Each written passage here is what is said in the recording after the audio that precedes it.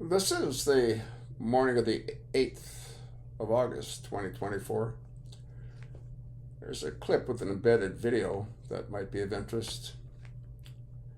And I don't know why it does that. It jumps forward. Put up by Fox, written by Yale Halon, Halon. DeVoe issues blunt warning about Walz after Randy Weingarten gushes over VP pick. 5-alarm fire for families. Anyone who makes Randy his excited is a 5-alarm fire for parents and students, DeVoe's warned. Now, there's a clip here. I suspect it has an ad. I already cleared it once, but I'll have to clear it again, so.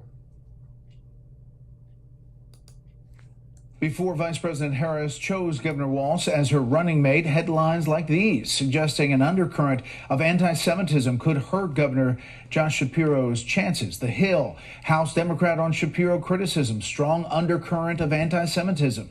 The Jerusalem Post, the campaign to tank Josh Shapiro's VP chances is gathering steam, and accusations of anti-Semitism. The New York Times, pro-Palestinian groups seek to thwart Josh Shapiro's chances for Harris's VP. Here's senior political analyst on CNN, Van Jones, today. We also have anti-Semitism that's gotten marbled into this party. You can be for the Palestinians without being an anti-Jewish bigot, but there are some anti-Jewish bigots out there. And there's some disquiet now, and there has to be. How much of what just happened is caving into some of these darker parts in the party? So that's going to have to get worked out. It's going to have to get talked through. Let's bring in Katie Pavlich, townhall.com editor and Fox News contributor, and Mark Penn, former Clinton advisor, pollster, now CEO of Stagwell. Mark, first of all, overall, what do you think of this choice, what it means for Democrats and this ticket? What signal does it send?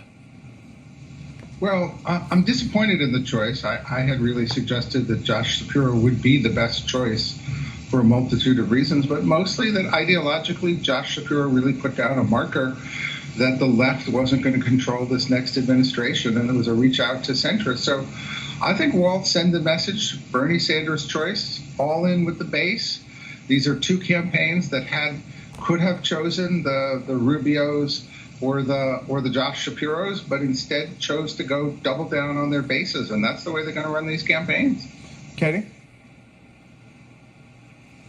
Well, it's an interesting strategy because for the last month, we've heard the Kamala Harris team and then the official campaign try to backtrack on all of her very far left policies, whether it's on illegal immigration, whether it's on children, whether it's on healthcare, whether it's on gun control. And they seem to have been able to do that through anonymous sourcing in the media. And so they're trying to paint her as this new moderate voice who's changed her mind. And in terms of her vice president, they've chosen someone who is very far left on all of the issues. And so it seems like they're using the VP candidate now to shore up that base while putting Kamala Harris out front and saying she's really the one that independents can rely on to be this moderate in the Democratic Party. When it comes to the map and whether this question about anti-Semitism played into Governor Josh Shapiro not getting this position, look, they have to win Pennsylvania to win the White House. And Josh Shapiro is a very popular governor there. He's tried to walk back some of the things he said about a two-state solution, which used to be the Democratic Party's basic standard when it comes to Israel and the Palestinian conflict. But in Michigan and in Minnesota, they need 100,000 votes in Michigan, and they need about 90% of the primary that didn't show up as uncommitted voters for Joe Biden that Kamala Harris needs to beat Donald Trump, even in Minnesota. And so looking at the map, it sure looks like that had something to do with it. All right, Mark, there are a lot of things that were just starting to come up as far as issues that the Trump campaign is going to be thrown. Check out Brett Baer's hair. He's 54 years old. Do you think that's his natural color? Huh? Why are these people so afraid of aging, Throwing at Governor Walz. One of them is his handling of the BLM riots of 2020. David Plouffe was on talking about how he handled that earlier. Governor Walz has spoken to this, and he'll continue to speak to it. Obviously, that was an unprecedented situation, and I think on balance, he handled that as well as we could. It was a moving event. By the way, much better than Donald Trump, who basically incited Americans, didn't bring us together, and threatened to bring in the military. Yeah, that's after the George Floyd situation in Minnesota. Mark, there's a long list here of progressive things that Governor Walz has done as governor. Nancy Pelosi was on saying that he is a middle-of-the-road Democrat, a moderate Democrat. Is he? Well, no one actually knows who he is. He has zero national name recognition, so he's going to be whatever the media says he's going to be. And I think that's kind of what you're seeing. Will he sit down and do interviews when the presidential candidate isn't doing interviews? I don't know if we're ever going to know what this ticket really stands for. What we do know is that she had a choice. I think she could have put the election away today with the choice of Shapiro. And what we do know is she's doubled down on the liberal base. I don't think people really follow the views of the vice presidents that carefully.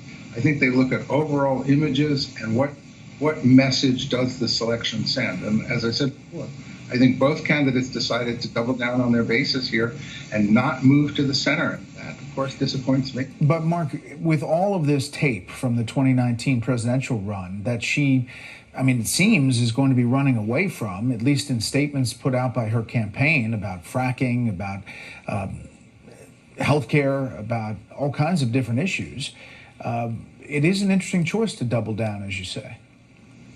Well, it is, but it's also interesting that right now issues are not mattering. I had a very interesting question in my last poll. Do you favor open borders? 68% no. Do you think Kamala Harris favors open borders? Almost 70% yes. Are they voting on these things? No. The Trump campaign has not made them salient in any way. They are voting on new versus old. They are not voting on liberal versus moderate or conservative issues. Yeah, and Katie, that's interesting. If this race is about new versus old, that's a tough spot. If it's versus policy versus personality, that's something that the Trump folks want to get to, policy. Yeah, and I agree that when you throw out the terms far left or far right, people's eyes kind of glaze over because they want to know exactly what that means if they're not necessarily involved in politics every day like we are. But if you look at the issues in the places where it's really going to matter, Michigan, Pennsylvania, Wisconsin, through the Sun Belt, it's the economy is a top issue. And typically people do vote on the economy. So the Trump campaign would do well to continue hammering that message. But also they're going to focus on the far left policies and records of people like Governor Walz, who has a lot to work with. And what I've been seeing all day is local media clips from the most expensive riots in American history, which was summer of 2020, asking where the governor was, why wasn't the National Guard there? And then, of course, Kamala Harris, who still, to this day on her Twitter page, has a tweet up advertising, asking for donations for the Minnesota Freedom Fund, which helped to bail out those very rioters who were burning down the city. Which will be an issue. Katie, Mark, thank you. All right. Former Education Secretary Betsy DeVos issued a warning about Kamala Harris's running mate, Tim Walz, after American Federation of Teachers, the 80th union president, Randy Weingarten, celebrated him joining the Democratic ticket. Anyone who makes Randy this excited is a five-alarm fire for parents and students, DeVos wrote on Tuesday on X. Let's listen to what she has to say.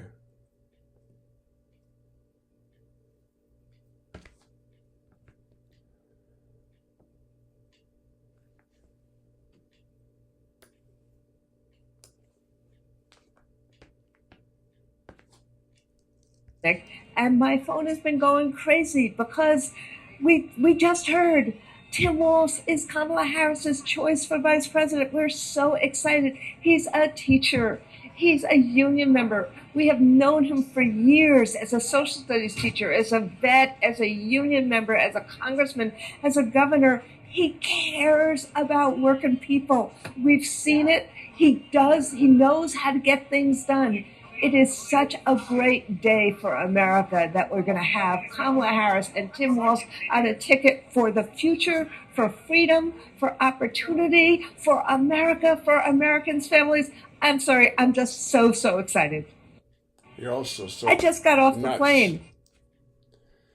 Absolutely nuts. But hey, it is what it is. I'll attach the link. Look at it, read the article, pass it along, and thanks for listening.